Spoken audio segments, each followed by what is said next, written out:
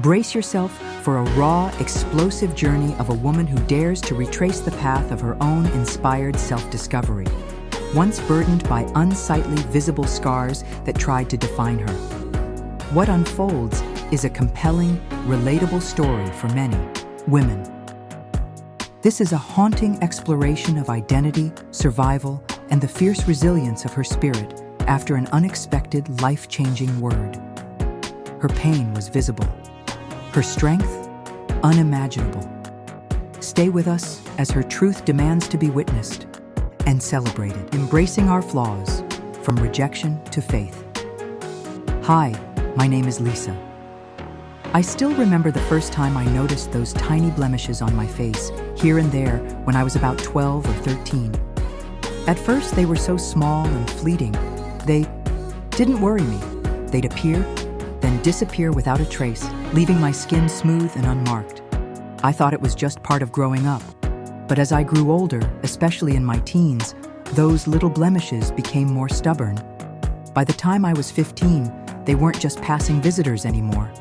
They left behind little scars that faded, but never truly disappeared. I tried to ignore them, but I couldn't help noticing because a few of the older girls at school constantly teased and bullied me. As a result, I became very self-conscious. One day, I couldn't stop staring at my sister's skin, flawless and bare. She looked over at me curiously and asked, "Are you okay?" She had no makeup or fancy cleansers. I couldn't understand why we were so different. Her skin was so smooth and flawless, while mine was beginning to look like a battlefield. If, for any reason this story resonates with you, please be sure to smash the notification bell and like, share, and subscribe. Let me continue. Even though I didn't have an ongoing relationship with him then, I quietly asked, "Lord, why am I not like the others? Why is my skin marked? Am I less beautiful in your eyes because of this?" Those were the first quiet prayers I whispered, in the dark. I believed God loved me, but I struggled to believe He loved and accepted me as I was. On my birthday, there was a special celebration as I turned 19. Everything was so beautiful. That was the moment I decided to cover up with makeup. As my armor, I started wearing foundation, hoping it would hide those unsightly blemishes and make me feel beautiful, and most of all, accepted. I wanted to fit in, to look like the other girls who seemed so effortlessly beautiful. But most of the products I tried either didn't match my skin tone, or worse yet, they irritated my skin. I cycled through brand after brand, saving all of my hard-earned babysitting job money and allowance, desperate for something that wouldn't make my skin feel worse. But eventually, I got tired of the cycle, makeup, irritation, dry patches, itching, and scarring. My skin was dry in a way I couldn't explain, always on edge. And every time, a new scar reminded me I lost the battle. I used Vaseline, then moved onto cocoa butter and vitamin E oil, hoping one of them might finally make it stop. But nothing ever lasted. The irritation wasn't just on my skin, it got under it. It crept into my confidence. It made focusing difficult, especially when I needed to be fully present, like in job interviews, at special events, or an important meeting. I used to think being likable was the key. If I could just make everyone happy, maybe I'd finally feel like I belonged. So I smiled, agreed, accommodated, even when I was hurting inside. It was exhausting. My friends and coworkers meant well. They could see I was lonely and tried to help, setting me up on blind dates, nudging me to come out of my shell. I appreciated the effort. I really did, but only 2 of those dates ever showed up, and neither of them stayed. I laughed it off to others, but deep down, it hurt more than I let on. Then came my 40s, and things got increasingly worse. Menopause hit, and my skin became even more sensitive. I saw dermatologists and used expensive prescription creams, but the dryness and irritation persisted. Eczema spread across my arms, hands, and even the back of my neck. Sometimes it burned so badly that the sunlight through my car window felt like fire on my skin. There was a time when I loved swimming. The water felt like home, calm, weightless, free. But that changed during a long-awaited family trip to Miami. I'd been so excited, so ready to reconnect and unwind. But after just one swim, the chlorine triggered a flare-up that turned my skin into a battlefield. The pool, once a place of joy, became a source of pain, sharp, relentless, like a 5-alarm fire. My family tried to be supportive in their own way, but they didn't understand. "It's not that bad," they said. "Are you overreacting?" I wanted to believe them, but every time I looked in the mirror, all I could see were the red patches, the flaws. The reflection didn't feel like me anymore. Eventually, I stopped looking unless I absolutely had to. It felt like I was retreating, not just from the world, but from myself. The water that once made me feel alive now left me feeling exposed, broken, and invisible all at once. Emotional pain began to overwhelm, so much so, I remember the day when I was asked on an afternoon excursion with some friends and a special person I had hoped to officially meet. It was a disaster when he arrived unexpectedly and too early to pick me up at the request of one of my friends. I wasn't ready.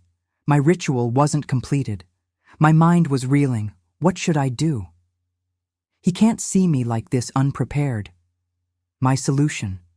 I simply didn't answer the door, so ashamed and afraid that if I let my guard down and showed him my reality without makeup or filters, just me with all my scars and imperfections, how would he respond?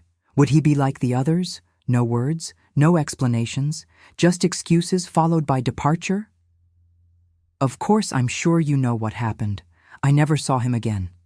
By this time, I began to feel that love and a committed relationship might not be in the cards for me. Later that night, after feeling so dejected and remorseful, I cried out, "Lord, why does this hurt so much? I'm tired of hiding, but I'm scared to be seen." In those moments of silence, I wrestled with faith and doubt. The pain made me question if I was forgotten or unworthy. The important thing is that I didn't even give him a chance. I used my past reactions to color my judgment, thinking he would be like all the rest. So often we take ourselves out of the race before it begins, feeling as though we could never win. So why try? Like, for example, skipping the job interview at the last moment because we're convinced we would never get the job anyway.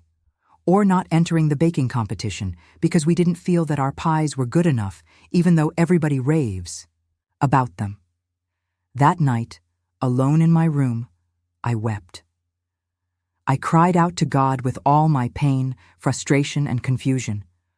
Why do I hurt so much inside and out? Why can't I ever be enough? In that stillness, I heard a gentle whisper in my heart. "Lisa, you are fearfully and wonderfully made. I see you.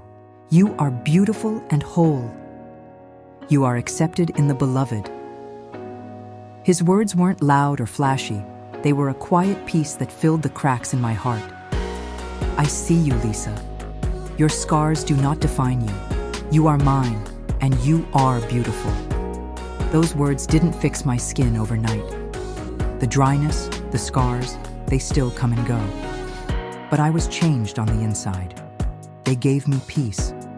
I started to see myself through God's eyes, not as broken, but as beloved. I learned that my value isn't tied to flawless skin or other people's acceptance, a special bonus. I'm no longer trying to be everything to everybody. I've learned that's okay to be unavailable at times, especially after seeking the Lord for clarity. Our value is tied to a love that will never leave. Today, I wear short sleeves without shame. I swim again because I love it, not because of how I look, but because somehow the chlorine doesn't bother me any longer. I show up in the world without makeup, not hiding, but shining in the truth of who I am. If you're out there struggling with scars, rejection, or feeling less than enough, hear me when I say this. The one who matters most, he will never walk away. They saw scars and walked away, but Jesus saw mess struggling and stayed. I praise you because I am fearfully and wonderfully made. Your works are wonderful, I know that full well. Psalm 139:14. Moving parts. Urban Stories offers a variety of thought-provoking storylines of change and triumph, primarily focused around women of all ages, issues, and success. Please comment below with your own personal victory. Be sure to press the link below to see the entire compelling story. You will be intrigued. Please be sure to like, share, and subscribe for more reflective urban short stories. Thank you.